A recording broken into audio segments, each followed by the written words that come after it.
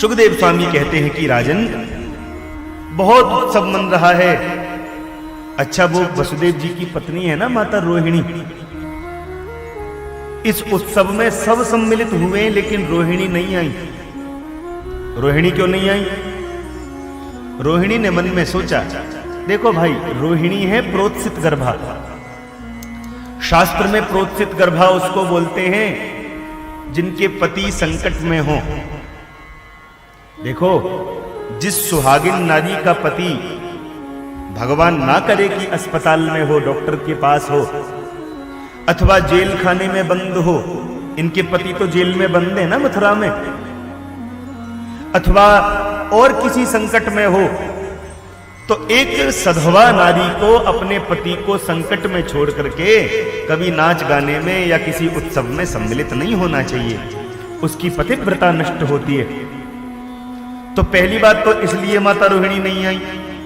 और दूसरी बात, बोले दूसरी बात इसलिए भी नहीं आई क्योंकि इनके एक बेटा हुआ है, नाम है जिसका बलराम। अच्छा, लेकिन बलराम ने जन्म के बाद में आंख ही नहीं खोली। 1.5-2 साल के हो गए बलराम जी, लेकिन आंख आज तक खोली नहीं है।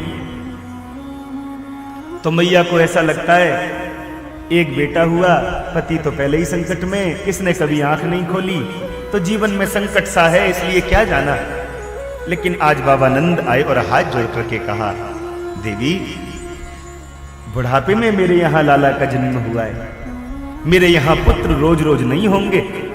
ठीक है, तुम नाचना मत, तुम कूदना मत, पर कम से कम तुम्हारा आशीष तो मेरे पुत्र को मिलना ही चाहिए। कम से कम आशीर्वाद देने तो चलो। अब माता रोहिणी को लगा कि अब तो जाना चाहिए, नहीं बाबा बुरा मान जाएंगे। सो गोद में लेकर के बलराम, अच्छा बलराम जी ने आंख आज तक क्यों नहीं खोली? बलराम जी मन में सोचते हैं, प्रेम से कहो राधे राधे। देखो, जो पिछला जन्म था उसमें तो प्रभु बड़े भैया थे और शेषनाग छोटे भैया थे, लक्ष्मण जी। तो शेषनाग के रूप में खूब सेवा भगवान की लक्ष्मण जी महाराज ने करी। पर इस बार भगवान बैकुंठ में बोले शेषनाग से, सुनो, इस बार तुम बड़े बनना, हम छोटे बनेंगे। इस बार रोल थोड़ा चेंज करेंगे। पहले तुमने हमारी बड़ी सेवा करी, इस बार हम तुम्हारी सेवा किया करेंगे। अच्छा, ये तो मंच का रोल है, अलग बात है, लेकिन वास्तव में बलराम तो भक्त हैं भगवान के।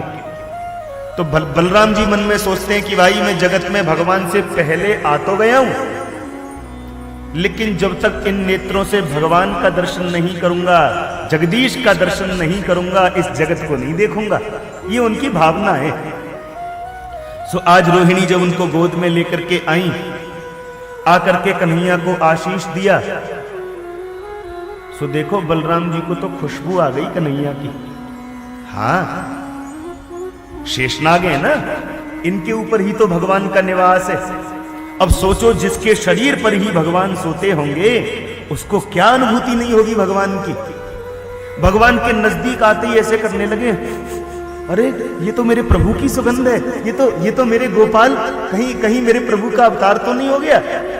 सो धीरे से बलराम ने दृष्टि खोल करके देखी। सुनो, बलराम ने कन्हैया को देखा और कन्हैया ने बलराम जी को देखा, और जैसे ही दोनों के नेत्र आपस में मिले, सो ही खिलखिलाकर दोनों ही हंसने लगे। बलराम जी भी हंसने लगे और कन्हैया भी हंसने लगे। और रोहिणी ने गोद में बैठे बालक को देखा, अरे इसकी तो आंख भी खुल गई, हंस भी रहा है। सोई उनके आनंद का ठिकाना नहीं रहा।